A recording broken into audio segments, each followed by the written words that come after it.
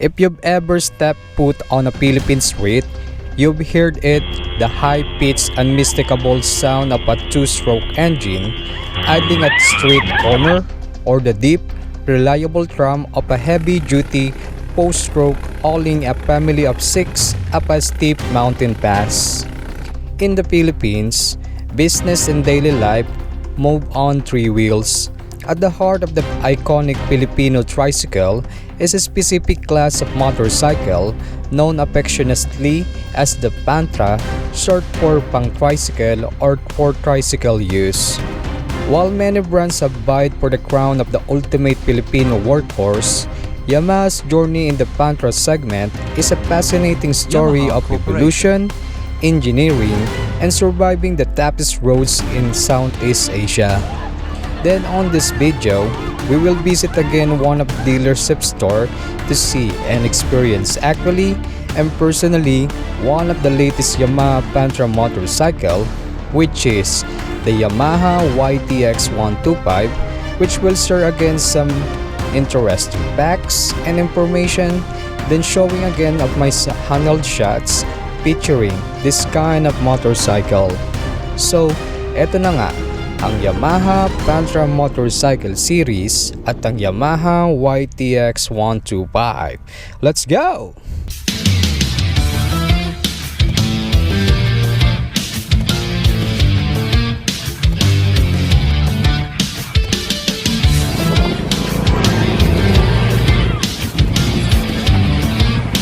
Before Yamaha Motor Philippines established its own direct operations, Norkis Trading Company Incorporated, founded by Norberto Quesimbing Sr., was the exclusive assembler and distributor of Yamaha motorcycles in the country for decades.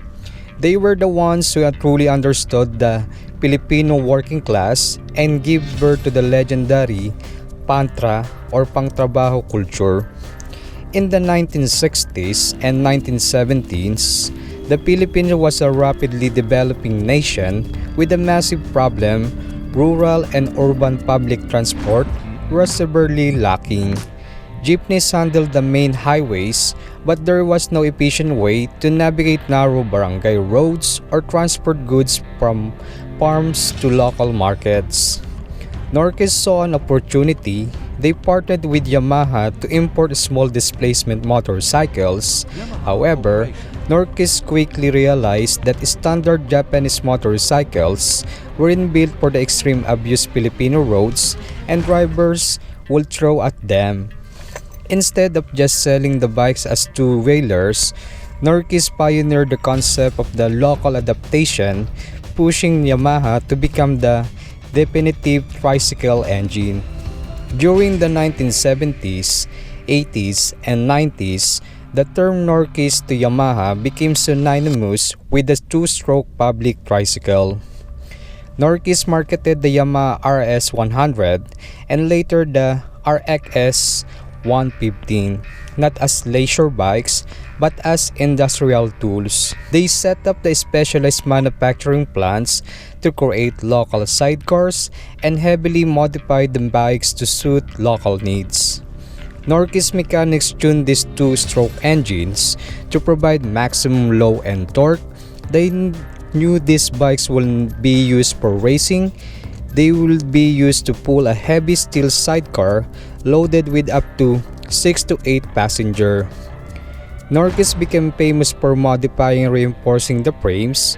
They knew drivers would weld heavy sidecar brackets directly into the motorcycle chassis, so they ensured the steel could handle the immense structural twisting.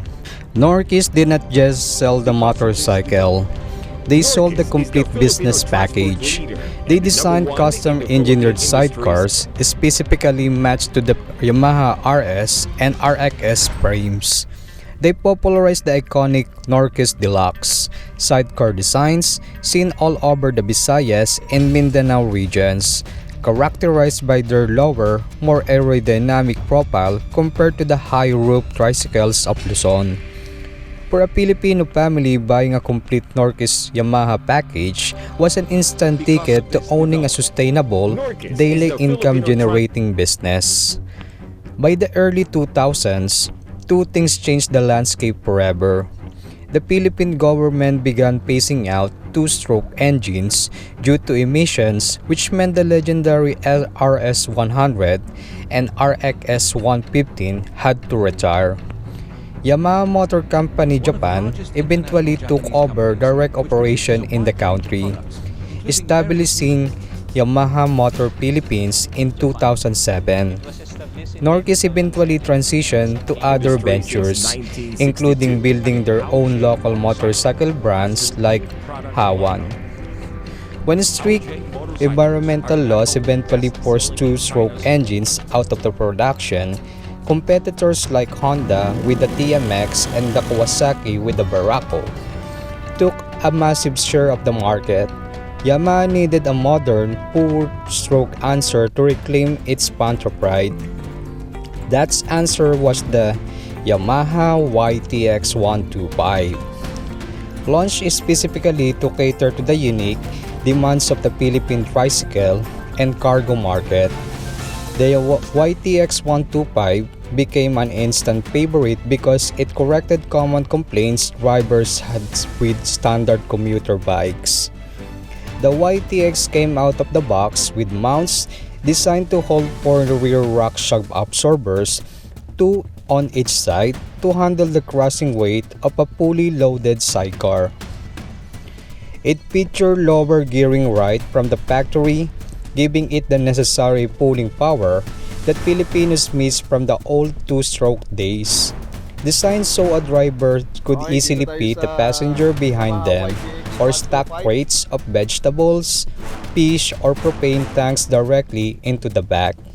If you visit any local public market at 4 a.m., you will see Yamaha Pantras loaded with the morning cats or fresh produce, walk near a school or a provincial subdivision, and a Yamaha powered tricycle will be waiting to take residents home.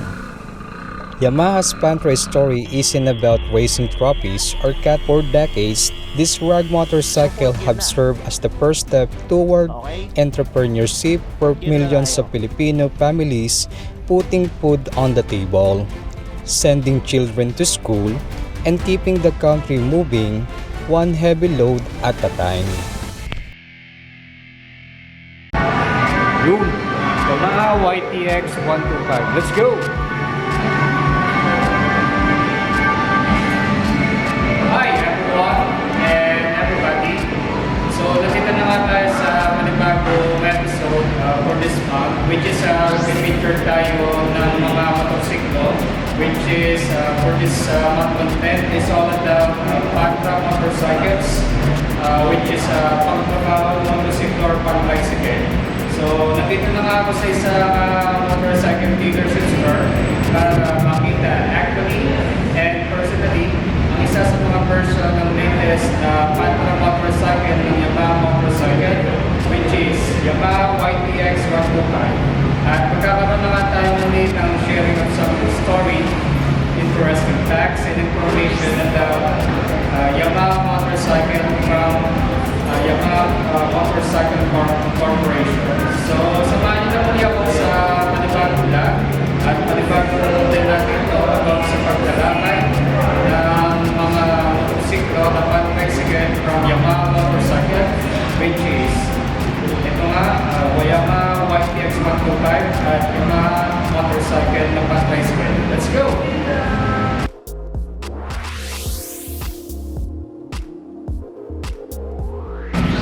Alright, before we get started again, we'll talk about this kind of cool Pantra Motorcycle from Yamaha Motorcycle.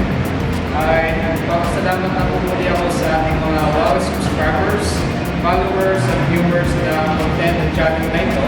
Maraming salamat po sa inyo ulit. So, bago pala, napadaan o i-present ito sa mga ganitong content or videos. So, tayo, kaya naman magaling na ang pag-jacket na i-just device na ginagamit ko ngayon, ang subscribe button at notification bell para updated ko palagi sa mga latest content, posts at videos na usually pinod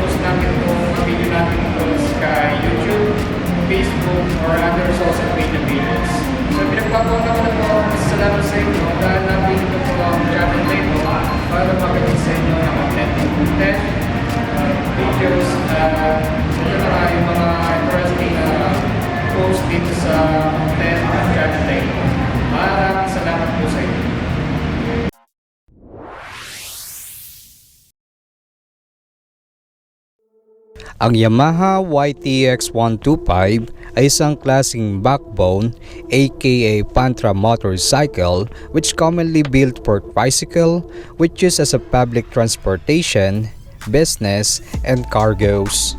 Meron itong overall dimensions at nakapaloob nga sa motorsiklong ito ang haba nitong 2040mm, lapad na 700mm, taas na 1070mm, ang seat height naman ito ay nasa 800mm, ground clearance niya naman ay nasa 170mm at may timbang na 114 kilograms. So kung iamin ko nga ang body index ko sa motorsiklong ito, kung saan meron nga akong height na 5'5 at timbang na 60 kilograms, then to our first riding experience and impression to this kind of Pantra motorcycle while in a static position, ay talaga namang yakang-yakan naman natin makapagmotorsiklo ganitong klaseng motor, lalo na kung may nakalagay na sidecar per tricycle built na perfect for public, then personal transportation, business, and cargos. Pagdating naman sa makina ng motorsiklong ito, ay nandito pa rin ang napakatipid at higit sa lahat, napakatibay na makina ng motorsiklong ito na talaga namang perfect gawing pang tricycle. Kung saan nga nakapaloob sa makina ng motorsiklong ito, ang single cylinder nito, 4 strokes, 2 valves, naka-single overhead cam, may 125cc na engine displacement. Ang bore size and stroke niya naman ay nasa 52.4mm by 57.9mm. Compression ratio niya naman ay nasa 10.0:1. Ang maximum power output niya naman ay nasa 6 kW at 7,000 RPM.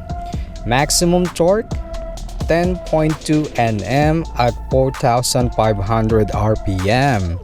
Then the engine cooling system ay niya naman ay naka air-cooled engine cooling system. The Yamaha YTX 125 features a 4-speed constant smash manual transmission.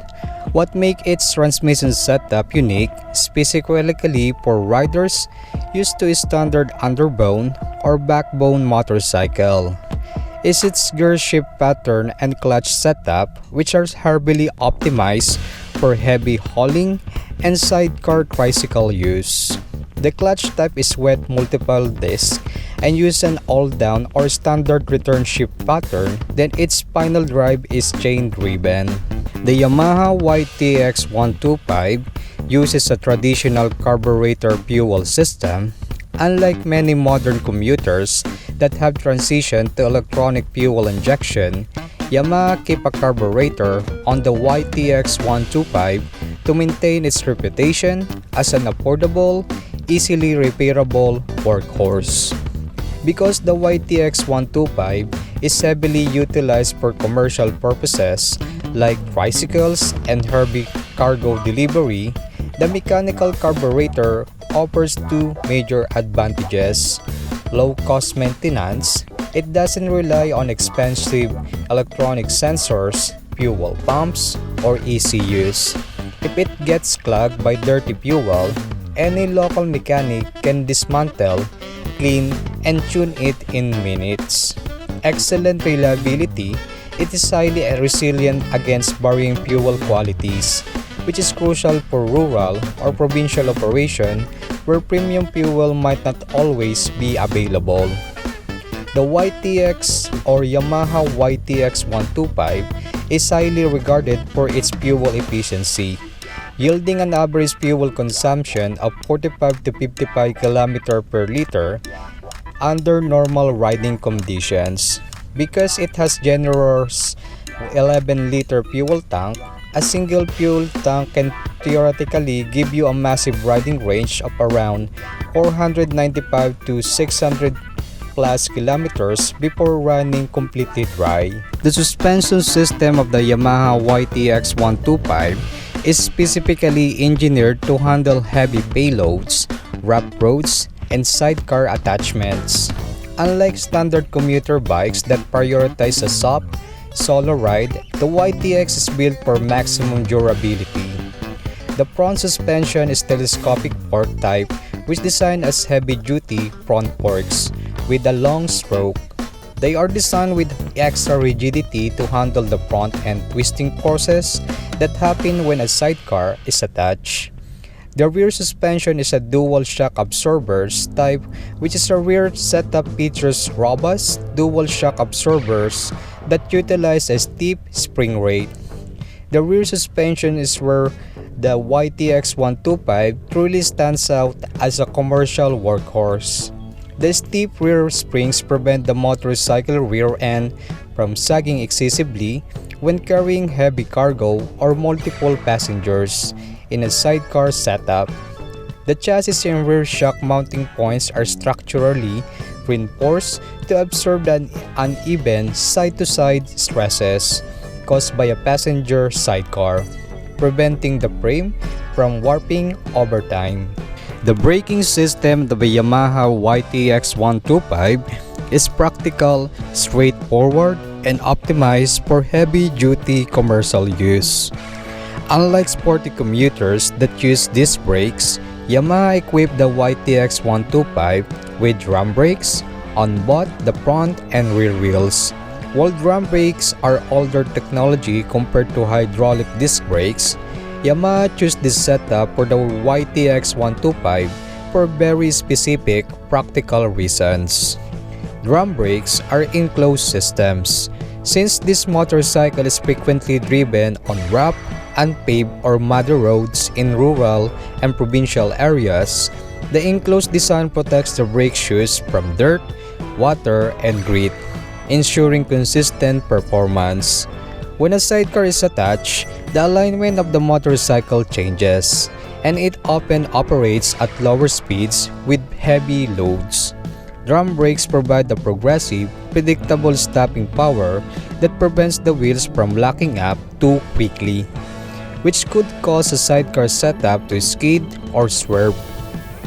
Brake shoes for drum brakes are incredibly affordable and last a very long time. Adjusting the brakes as they wear down doesn't require bleeding fluid. You simply tighten a mechanical wing nut on the brake cable or rod by hand, a task any rider or local mechanic can do in seconds. The wheels and tires of the Yamaha YTX 125 are heavily ruggedized to endure the brutal punishing condition of daily cargo hauling, pothole-ridden roads, and passenger sidecar duties. The YTX 125 features heavy-duty war-spoke wheels rather than modern alloy wheels. While alloy wheels can crack or shatter under extreme stress or heavy impacts, spoke wheels are highly flexible.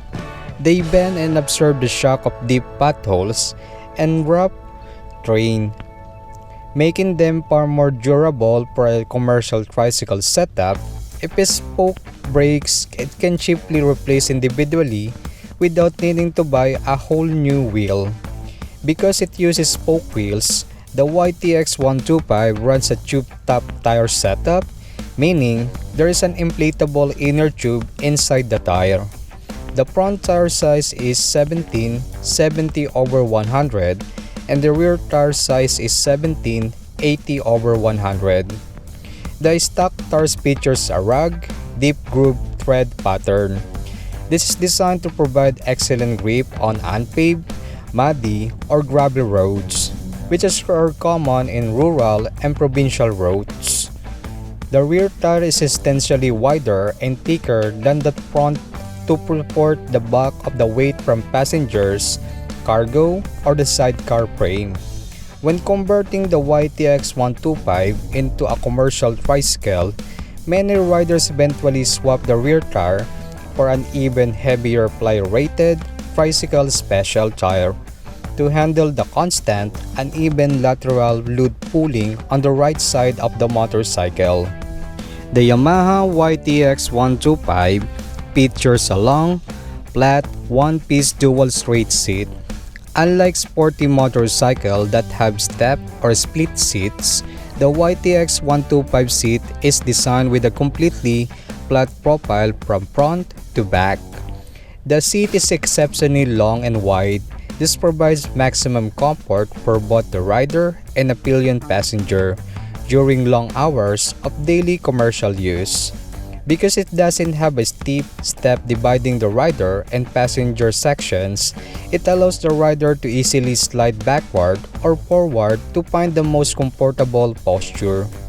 The flat, level design makes it incredibly easy to strap down boxes, delivery bags, or heavy cargo directly onto the pillion section when riding solo. It is packed with dense, durable foam wrapped in a heavy-duty grip cover designed to resist tearing and withstand harsh weather elements like intense sun and rain.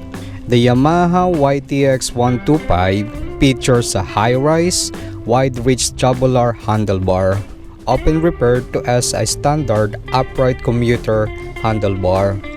It's designed to prioritize rider endurance and vehicle maneuverability, especially when negotiating tight roads with a heavy payload. The handlebar is raised higher than standard underbone or sporty motorcycles. Combined with the flat seat, this allows the rider to sit completely upright, significantly reducing stress on the lower back, shoulders, and wrist during long hours of commercial driving. The extra width gives the rider maximum leverage. This is critical for tricycles' sidecar operation, as steering a motorcycle with an attached sidecar requires much more physical steering effort than a solo bike. The wide bars are steering feel lighter and more controlled.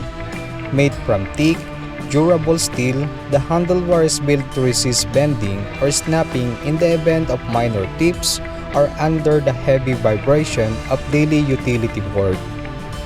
The controls mounted on the handlebars are kept simple, mechanical, and highly durable. On the left handlebar are the location of its choke lever, essential for cold starting the carburetor engine, turn signal switch, horn button, and the high and low beam for lightings. While on the right handlebar are the location of its throttle grip, front brake lever, and the electric starter button.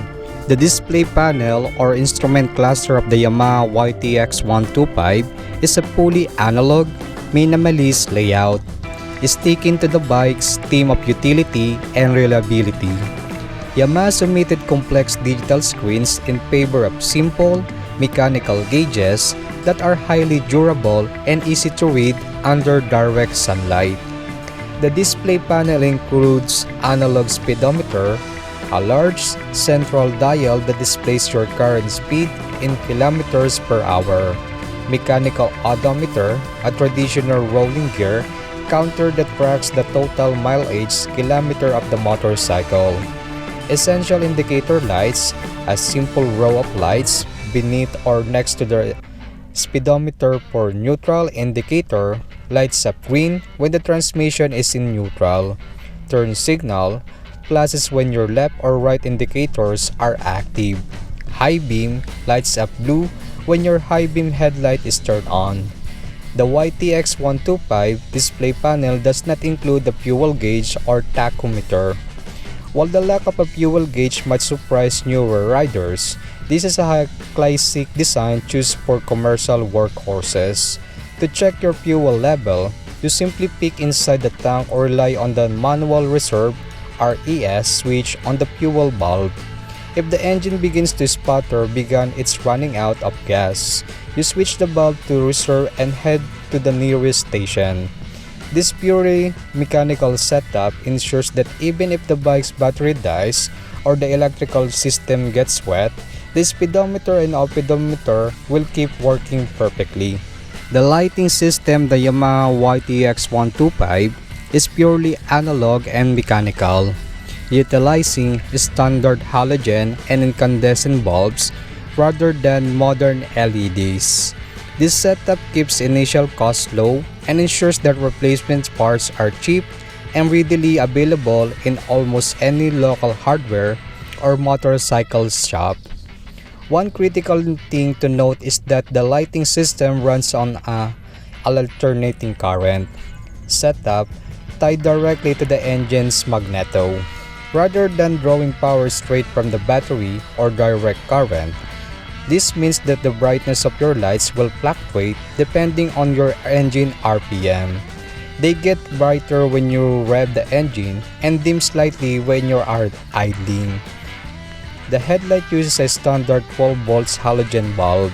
It is a classic round, retrostral housing that throws a wide, practical beam, while tail brake lights, a dual filament, incandescent bulb, housed in a large red lens for maximum visibility to vehicles behind you. The turn signals are more flexible. Stock mounted blinkers using standard ample bulbs. They are designed to flexible rubber mounts so they can bend rather than snap up. It bump into in tight parking spaces or tricycle terminals.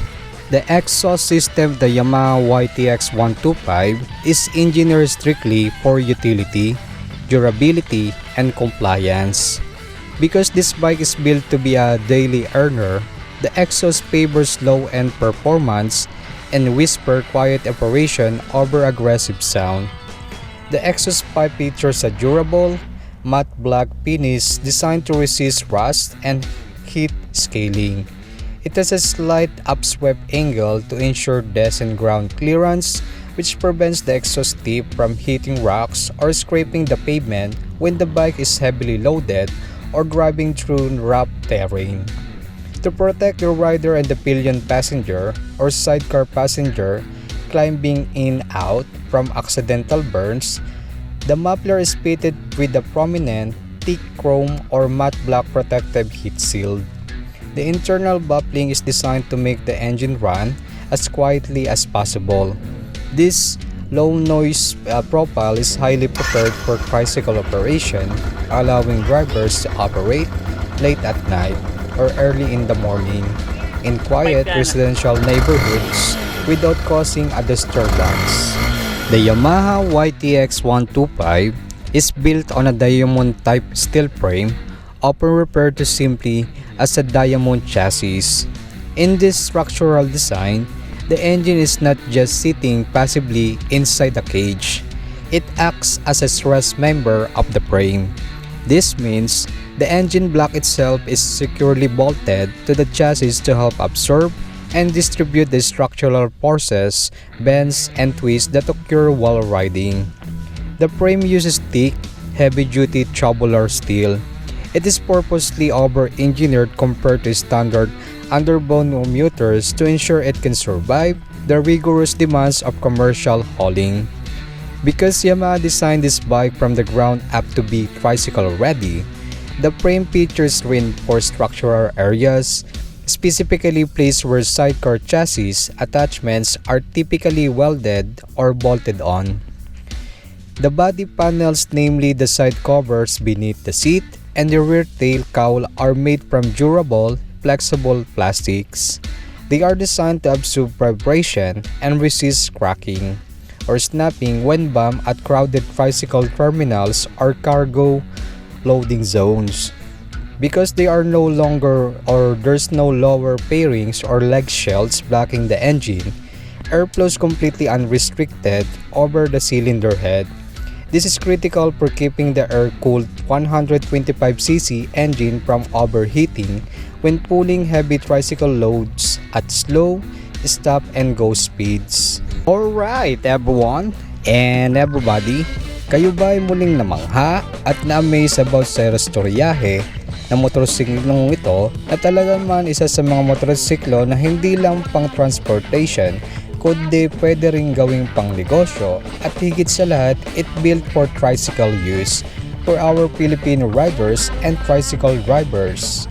Then kung nakukulangan ka pa sa content at vlog na ito, well anyway, don't worry for that because we'll continue our content to still feature another great motorcycle like this. Then if you have any comments, suggestions, and recommendation, just leave it to the comment section below or you may email us personally. Then, if you like this video, don't forget to hit the thumbs up button, and we encourage also to everyone and to everybody to share this video to your friends, family, and to everybody. We'll see you again to our next content and video. Sayonara! Alright everyone and everybody. So dito naman nagtatapos sa video at content natin ito about sa pagkalakad na iba't ibang klase na Yamaha motorcycle na Pantra or Pang-Tricycle. Ito nga po nasa tabi akong motorsiklo which is Yamaha YTX 125. At magkita tayo sa sunod nating content or video sa channel na ito. At muli, ito si Mykmoto TV or Mykmoto Vlog. See you again guys!